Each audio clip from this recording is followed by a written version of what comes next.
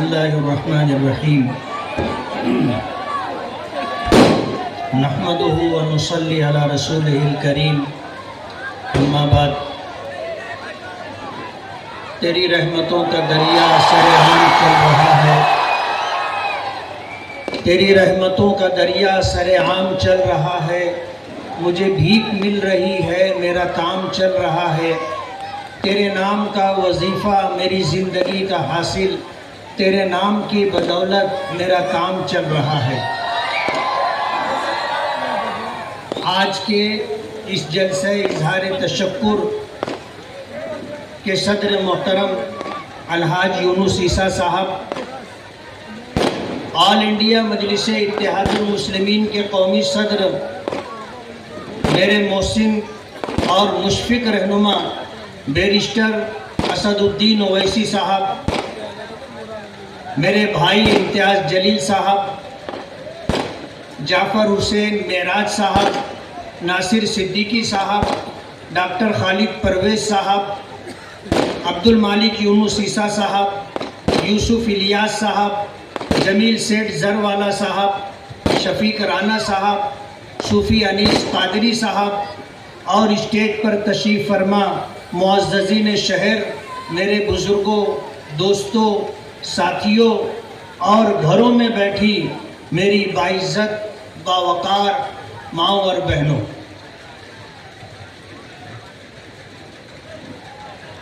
اپنی بات شروع کرنے سے پہلے میں اپنے رب کا شکریہ دل کی اتاہ گہرائیوں سے کرنا چاہتا ہوں۔ میری بیماری کے ایام میں جن ساتھیوں نے الیکشنی مہم کی باغ ڈور سنبھالی، جنہوں نے ہمیں مشوروں سے نوازا، ہمارے لیے دعائیں کی، ہماری ماؤں اور بہنوں نے روزہ رکھ کر میری صحت یابی اور کامیابی کے لیے دعائیں کی، میں ان سب کا مشکور ہوں۔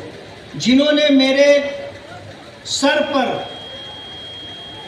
میرے کام کاج پر، میری شخصیت پر بہتان اور الزامات کی بارش کی، میں ان کا بھی شکر گزار کہ ان کی اس درو گوئی اور جھوٹ سے میرے بہی خواہوں، ہمدردوں اور چاہنے والوں میں مزید جوش پیدا ہوا اور وہ میری کامیابی کے لیے تن من دھن سے جٹ گئے۔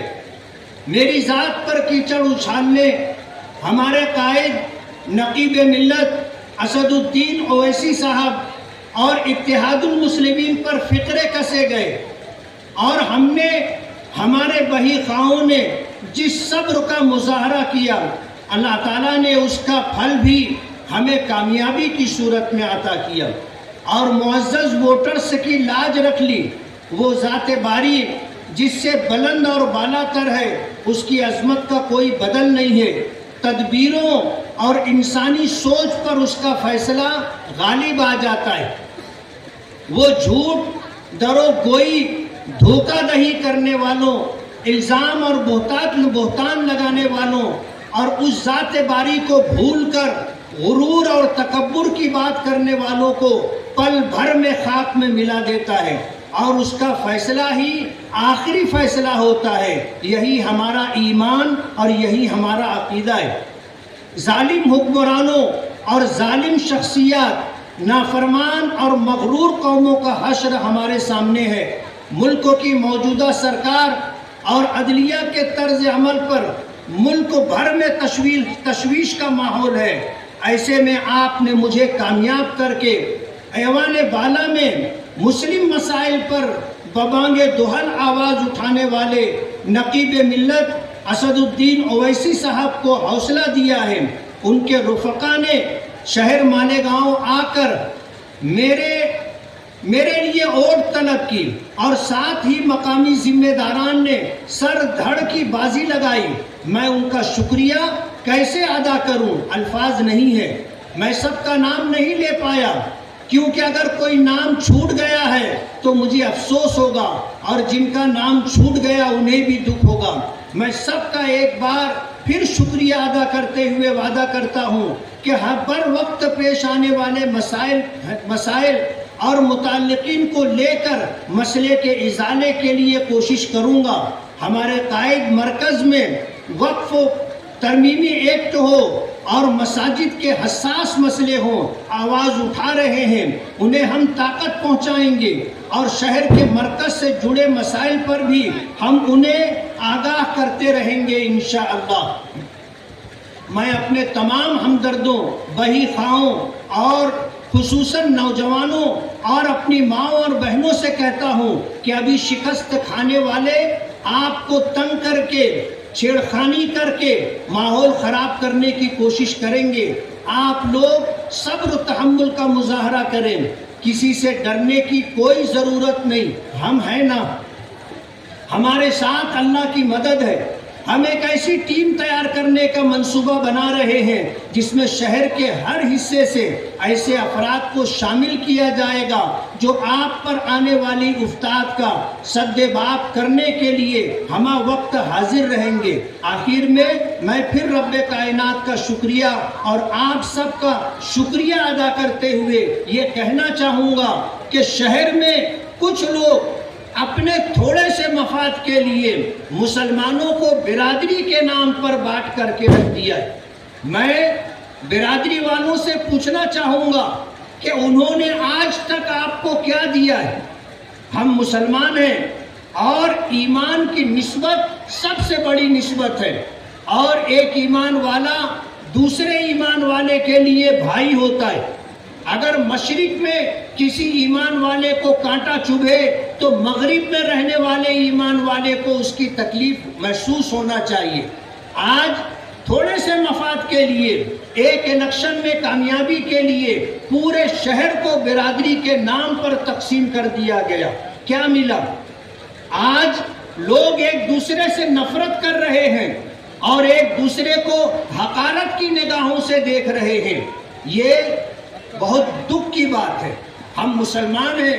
نبی کریم صلی اللہ علیہ وسلم نے جب مکہ مکرمہ فتح کیا تھا تو اس موقع پر آپ نے فرمایا تھا کہ کسی عربی کو کسی اجمی پر اور کسی گورے کو کسی کالے پر کوئی فضیلت نہیں ہے۔ اگر اللہ کے نزدیک کسی کا مقام ہے تو وہ تقوی کی بنیاد پر ہے۔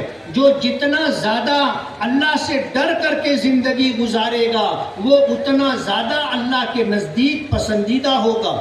فتح مکہ کا موقع تھا، نبی کریم صلی اللہ علیہ وسلم نے اعلان فرمایا تھا کہ جتنا زمانہ جاہلیت کا سود ہے میں اسے اپنے پیروں تلے رونتا ہوں، اور میرے چچا حضرت عباس کا جن لوگوں پر سود ہے قرضہ، میں سود معاف کرتا ہوں۔